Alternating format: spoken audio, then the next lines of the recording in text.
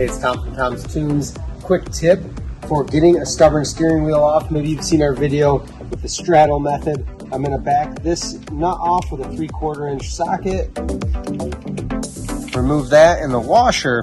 And on this particular style, there's a key here, that little groove right there.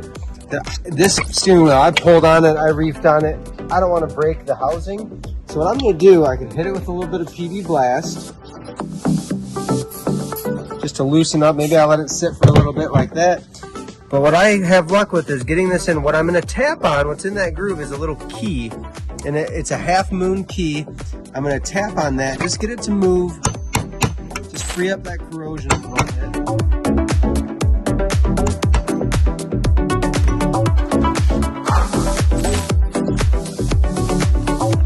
And that's a great way to get it out. There's that key, and as you can see, the key is pretty well stuck in there.